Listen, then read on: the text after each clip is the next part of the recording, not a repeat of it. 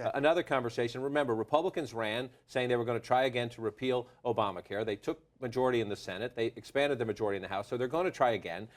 They won't have the votes. They won't get 60 in the Senate, most likely. If they did, the president has that veto pen that he has. But listen to Orrin Hatch, Senator Orrin Hatch, writing in USA Today, in an article in USA Today. He says Republicans will continue to push for a full repeal and replacement of Obamacare in the next Congress, meaning beginning in January. Conservatives should also take advantage of all opportunities to repeal any part of the law and replace it with better policies that empower Americans, not Washington. To me, that's a message from Orrin Hatch to the conservative base, saying when we fail to get full repeal, Right. because they don't have the votes, Yeah. that they're going to try to do some other things and that the base should accept that.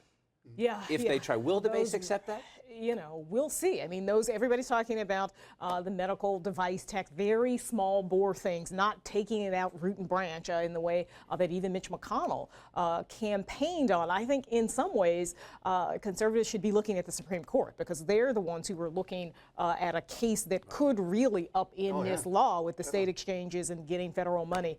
So that's where The I subsidies. think exactly If the court were to rule the subsidies unconstitutional, Exactly. that would pull the financing essentially from the law. But in the meantime, we have this situation where we have a newly empowered Republican Congress, a Democratic president. We're looking for battles between them. But the Republicans have so many internal battles they have to figure out, too. Will this one rip them apart? When they have to concede, we can't repeal it, let's try to talk to the president about fixing it. Yeah, I think it's going to be really hard to convince the Republican base not to keep trying to get rid of Obamacare, just like it's going to be really hard for Obama not to impose an executive order on immigration. That's the problem. Yeah. Both the leaders of both parties are scared to death of their bases, don't have the courage to stand up to their bases and come together and talk about things like climate change and immigration reform and health care that need to be addressed in a bipartisan manner. And in 2016, do Republicans, are they still talking about repealing Obamacare? Yeah. It's not going to be repealed. So figure out, it does need to be fixed. Work with the Republicans, Democrats to make it a better law and move on. Work with Democrats, yeah, right. Somebody write that down.